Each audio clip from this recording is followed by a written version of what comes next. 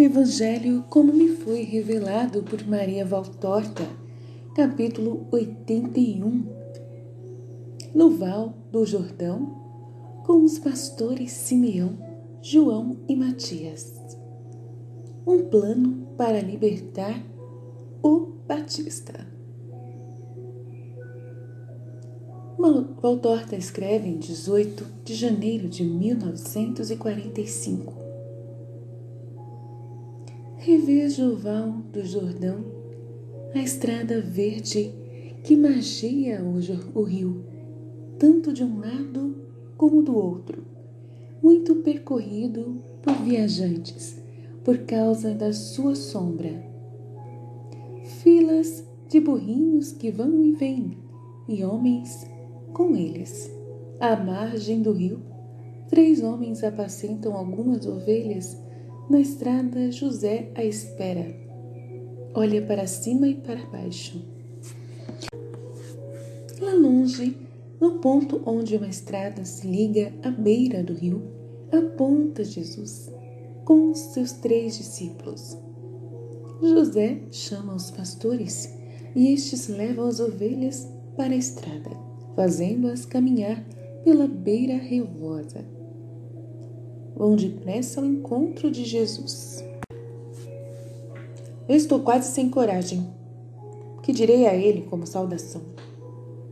Oh, ele é tão bom, tu lhe dirás, a paz esteja contigo. Ele também saúda sempre assim. Ele sim, mas nós? E eu, quem sou? Não sou nem mesmo um dos seus primeiros adoradores, e ele me quer tão bem, muito bem. Quem é ele? É aquele mais alto e bonito, e loiro. Nós lhe falaremos do Batista, Matias. Sim. Não achará que nós preferimos o Batista a ele? De modo nenhum, Simeão. Se ele é o Messias, ele vê os corações e verá no nosso que, procurando o Batista, era ele que queríamos procurar. Tens razão. Os 2 grupos já estão a poucos metros um do outro. Jesus já sorri com aquele seu sorriso que não se pode descrever. José apressa o passo. As ovelhas também se põem a trotar, impelidas pelos pastores. A paz esteja convosco, diz Jesus, levantando os braços como para dar um abraço. Depois se dirige a cada um. A paz a ti, Simeão, João e Matias, meus fiéis e fiéis de João, o profeta. Paz a ti, José, e o beija na face. Os outros 3 agora estão de joelhos. Vinde, amigos, vinde debaixo destas árvores, à margem do rio, e vamos conversar. Eles descem e Jesus assenta-se sobre uma grande raiz saliente.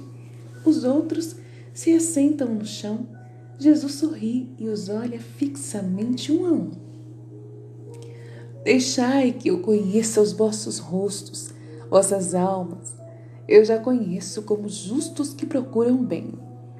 E é por eles amado, contra todas as vantagens do mundo.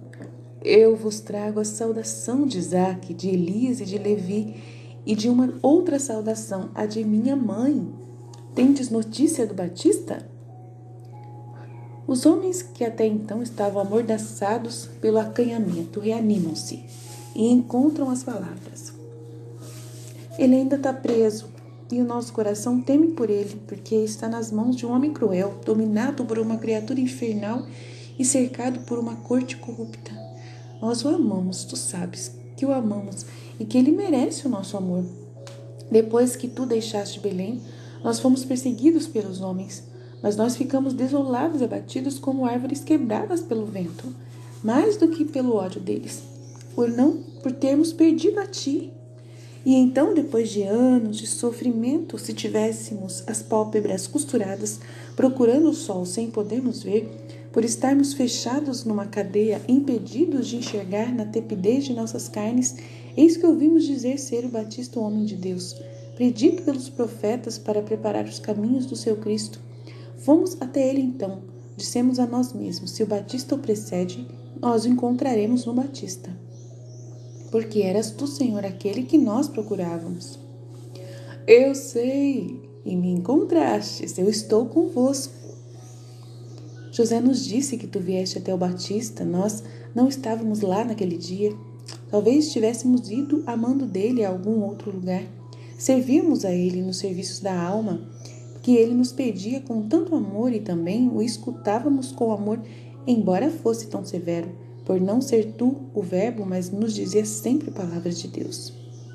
Eu sei. E a este não conheceis? Indicando João. Nós o vimos com outros galileus no meio das multidões mais fiéis ao Batista. E se não estamos enganados, tu és aquele João do qual ele revelava aos seus íntimos. Eu sou o primeiro, ele será o último. Mas depois será ele o primeiro e eu o último. Nunca podemos entender o que é que ele queria dizer. Jesus volta para a sua esquerda, onde está João, e o atrai contra o seu coração. Com um sorriso ainda mais luminoso, explica. Ele queria dizer ser o primeiro a revelar: eis o Cordeiro. E que este, João, será o último dos amigos do Filho do Homem que falará do Cordeiro às multidões. Mas no coração do Cordeiro, este é o primeiro, porque ele é mais caro do que qualquer outro homem. Isto é o que ele queria dizer. Mas quando virdes o Batista, e o vereis ainda, e ainda o servireis até a hora marcada, dizei-lhe que ele não é o último do coração de Cristo. Ele é tão amado quanto este outro João, não tanto pelo sangue, mas pela santidade. Recordai-vos disto. Se por humildade o santo se proclama o último, a palavra de Deus o proclama companheiro do discípulo que me é querido. Dizei-lhe que amo a este, porque tem o seu mesmo nome e porque encontro nele os sinais do Batista, o preparador de almas para o Cristo. Nós o lhe diremos sim, mas nós o veremos ainda. Vós o vereis. Sim, Herodes não ousa matá-lo por medo do povo, e naquela corte de avidez e corrupção seria fácil livrá-lo, se tivéssemos muito dinheiro. Mas ainda que seja muito o que temos, os amigos nos deram, ainda falta muito. Nós temos muito medo de não chegarmos a tempo e ele ser morto. Quanto acha que vos falta para o resgate? Não é para um resgate, Senhor. Ele é muito mal visto por Herodíades, que domina tanto Herodes que é difícil em conseguirmos um resgate. Mas em Maqueronte estão reunidos, penso eu, todos os hábitos do reino. Todos buscam prazer, todos querem sobressair, desde os ministros até os servos. E para se viver assim é preciso ter dinheiro. Nós encontraríamos alguém que, por uma grande importância de dinheiro, deixaria o Batista sair. Até Herodes talvez deseje isto, porque tem medo do povo e medo de sua mulher, não de outras coisas. Assim ele faria o povo contente e não seria acusado pela mulher de tê-la descontentado. E essa pessoa, quanto pede? 20 talentos de prata, mas só temos 12,5. Judas, tu disseste que aquelas joias são muito bonitas. Bonitas e preciosas, mestre. Quanto poderão valer? Parece-me que entendes disso. Sim, eu entendo, porque que queres saber o valor delas, mestre? Queres vendê-las? Por quê? Talvez. Diz quanto poderão valer. Se forem bem vendidas, pelo menos 6 talentos. Tens certeza disso? Sim, mestre. Só o colar grosso e pesado, feito de ouro maciço, vale pelo menos 3 talentos. Eu examinei bem. E pelos braceletes, também os braceletes, não sei nem como os pulsos delicados de Agri podiam sustentá-los. Eles eram suas algemas, Judas. É verdade, mestre. Mas muitos queriam ter umas algemas assim, né? Pensas assim, quem? Ora, muitos. Ah, sim, muitos, né? Que de homem só tem nome. E tu conhecerias um possível comprador? Em suma, tu queres vendê-las por causa do Batista? Mas olha, é ouro amaldiçoado. Oh, incoerência humana! Acabaste de dizer, com evidente desejo, que muitos gostariam de possuir aquele ouro, e depois o chama de amaldiçoado. Judas, é amaldiçoado, sim, é amaldiçoado. Mas ela lhe disse, este ouro santificar-se-á, se for posto a serviço do pobre e do santo. Ela o deu para isso, a fim de que o beneficiado reze por sua pobre alma, que como o embrião de uma futura borboleta entumece na semente do coração. Quem mais santo e pobre do que o Batista? Por sua missão, ele é igual a Elias, mas na santidade é ainda maior do que ele. O Batista é mais pobre do que eu. Eu tenho uma mãe e uma casa. Quando se tem uma mãe tão pura e santa como eu tenho, nunca estamos abandonados. Ele não tem nem mais casa. De sua mãe não tem mais nem o sepulcro. Apoderaram-se de tudo. Tudo foi profanado pela maldade humana. Portanto, quem é o comprador? Existe um em Jericó e muitos outros em Jerusalém, mas aquele de Jericó, é um oriental astuto, um ourives usurário, trapaceiro, mercador de amor. Certamente um ladrão, talvez homicida. Com certeza perseguido por Roma, ele quer ser chamado de Isaac a fim de parecer hebreu. Mas seu verdadeiro nome é Diomedes, eu o conheço bem. Estamos vendo. Interrompe Simão Zelote, que fala pouco, mas observa tudo. E pergunta, como foi que chegaste a conhecê-lo tão bem? Bom, tu sabes, para agradar os amigos poderosos. Eu fui até ele e fiz negócios. Nós lá do templo, tu sabes. Sim, vós fazeis qualquer negócios. Termina Simão com fria ironia. Judas fica com raiva, mas se cala. Ele pode comprá-las? Pergunta Jesus. Acho que sim, dinheiro nunca lhe falta, certamente precisa saber vender, porque o grego é astuto, e se perceber que está tratando com um homem honesto, um filhote de pomba ele o depena em regra. Mas quando tem que lidar com abutre de sua iguala... Então vai tu, Judas, és o tipo adequado. Tens a astúcia da raposa e a rapacidade do abutre. Oh, perdoa-me, mestre, eu falei antes de ti, diz ainda Simão Zelote. Nossa. Eu penso como tu, e por isso digo a Judas para ir. João, vai com ele. Nós nos encontraremos ao cair do sol. O lugar do reencontro será junto à praça do mercado. Vai e faze tudo do melhor modo possível. Judas se levanta prontamente. João tem os olhos implorando, como os de um cachorro enxotado. Mas Jesus fala de novo com os pastores e não vê este olhar implorante. João põe-se a caminho atrás de Judas. Eu gostaria de contentar-vos, diz Jesus. Tu o farás sempre, mestre. O Altíssimo te bendiga por nós. Aquele homem é teu amigo? Sim, é. Não te parece que ele possa o ser? O pastor João inclina a cabeça e se cala. O discípulo Simão fala.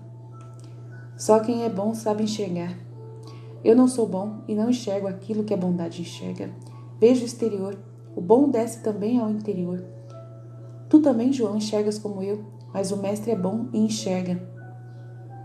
Enxergas em Judas, Simão. Eu te ordeno que fales. É isto. Ao vê-lo, eu penso em certos lugares misteriosos que parecem antros de feras e águas estagnadas pela febre, nos quais o que se vê é somente um grande emaranhado. E a gente logo se afasta com temor. Mas ao contrário, dentro há também rolas e rouxinóis. e o solo é rico em águas potáveis e ervas medicinais. Eu quero crer que Judas seja assim, talvez porque tu o tens contigo e tu sabes. Sim, eu sei. Mas há muitas dobras no coração daquele homem. Mas não falta seu lado bom. Tu viste em Belém e também em Queriote. Este lado bom, que é de uma bondade humana, há de ser elevado até a altura de uma bondade que seja espiritual. Então Judas será como gostarias que fosse. É jovem. João também é jovem. E tu concluis que em teu coração que ele esteja melhor. Mas João é João. Ama a este pobre Judas, Simão. Eu te peço, se o amares, ele te parecerá melhor. Eu me esforço por fazer isso por ti, mestre, mas ele é que destrói os meus esforços, tal como caniços de beira de rio. Contudo, mestre, para mim só há uma lei, fazer o que tu queres. Por isso eu amo Judas, apesar de alguma coisa dentro de mim gritar contra ele. O que é esta coisa, Simão? Não sei dizer precisamente, é uma coisa assim, como o grito do guarda na noite, que me diz, não durmas, fica atento. Não sei, esta coisa não tem nome, mas existe. Existe dentro de mim contra ele. Vontade humana. Não penses nisso mais, Simão. Não te esforces para explicar isso. Vontade humana. Faz mal conhecer essas certas verdades. E o conhecimento poderia enganar-te. Deixa isso para o teu mestre. Tu dai-me o teu amor e pensa que isso me deixa feliz. E tudo termina. Fia-te.